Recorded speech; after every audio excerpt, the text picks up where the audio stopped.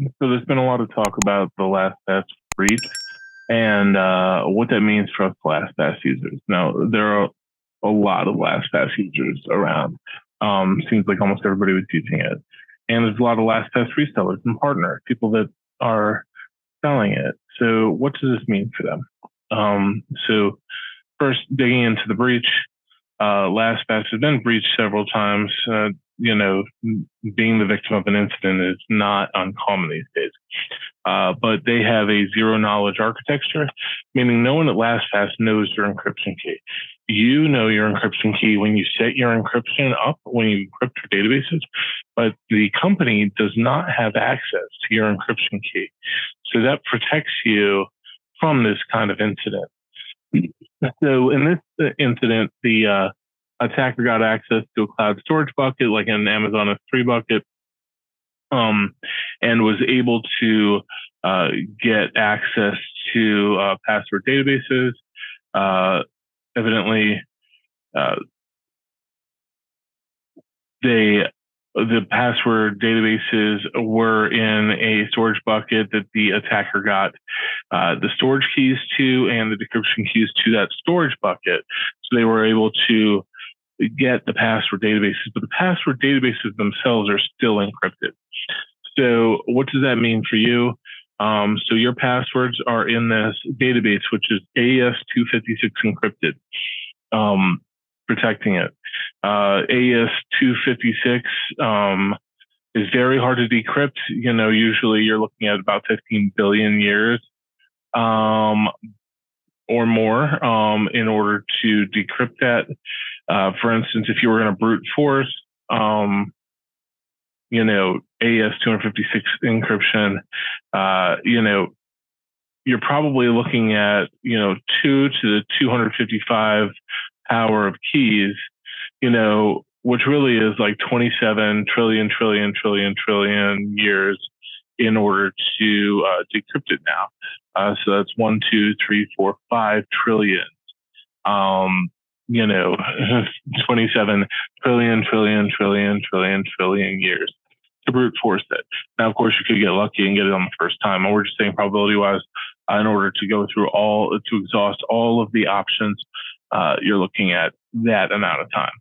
And the universe has only existed for 15 billion years. So right now it's computationally impossible to, crack AES-256, but we say that, but then, at the same time, there are these amazing distributed clusters, and botnets available that could be used for that kind of computational effort.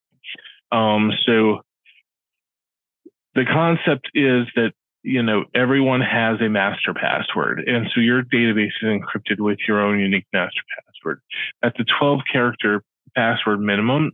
And, so if you're going to use, common modern decryption methods, 12-character password with complexity is going to take you about 34,000 years to crack.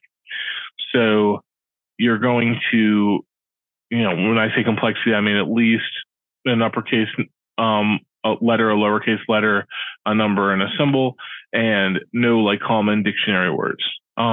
It'll take that long to crack. So that means one person's database with one person's password would take that long. And if they were doing it linearly, it would be, then they'd go to the next user. Of course, in a distributed world, they're probably doing several of these at once. I believe that the attacker realized that this is an impossible effort for them. However, if I was the attacker, I would probably also be putting known breached passwords through these and seeing if I can brute force them with ones that are out there. So if you're reusing your master password, you're probably at very high risk. If it's being reused from another system, there's a good chance that's been breached, that other system's been breached and your password is known. So, what do you do in that case? Change your passwords. Go through LastPass and change every single one of them and your master password. But what I did after the LastPass breach was I reset my LastPass master password, and I reset my Gmail password and all my 365 passwords. So basically, everything that holds the key to my identity, I changed the password for. But I don't believe that LastPass, that the attacker will be able to decrypt my database. So that being said, so what are the better options to use? So I've looked at a lot, 1Password, Dashlane, Bitwarden, etc. I mean, they're all pretty much the same. So, a lot of companies are going to Bitwarden now. So, that's an option, but, really the feature set, technology, it's all about the same. Is your risk going to be lower at any of them? No, they're probably targeted. Like, you're probably looking at the same amount of risk no matter what. So, you're using a password manager in order to be able to use complex passwords. But supply chain wise, the attackers know that if they get the password manager programs, then they're able to get the keys to the castle. So I don't think LastPass is the only one. They may be the only one that's been forthright in that there was a successful attack. If others have been attacked, I haven't heard about it, but I'm sure that they're getting attacked constantly. Whether or not there's a successful breach or not, I don't know. So what's my concern with LastPass then? Okay, so the architecture is pretty much the same as every other password manager. That they're all going to do all the good ones are going to do a zero knowledge approach. Are going to will encrypt with multiple passes, let you set your own key, use AES 256, that kind of thing. So it's all going to be similar. So given that they're all similar, why not just stay with LastPass? Well, they've been breached several times in the last couple of years. And to me, that indicates a lack of hygiene, lack of security caring, lack of give a dams, lack of respect for what they're doing and for their user base. So while the same risk is evident and exists at all these other companies, LastPass doesn't seem to care, because if they did, they would have taken this more seriously. They would have inspected their controls better. They would have checked their storage buckets better. They would have checked that their source code didn't have any hard-coded stuff, etc. There's the fact that the attacker was able to get the storage keys tells you that they're really not where they should be on hygiene. So my feeling is, unless they have a severe wake-up call, LastPass will probably continue to be continuously breached and will just be all the time. I mean, there might be attackers living in there right now. That being said, there's probably attackers living on the networks of our other password managers. And it may be the LastPass had their eyes open enough to identify it and the others didn't. So there's this risk. This is a third-party risk. So for those of you who have said to me before already in the last couple weeks, well, you don't have to use a password manager, or you can keep all your passwords in an Excel file or in a notepad, and that's true.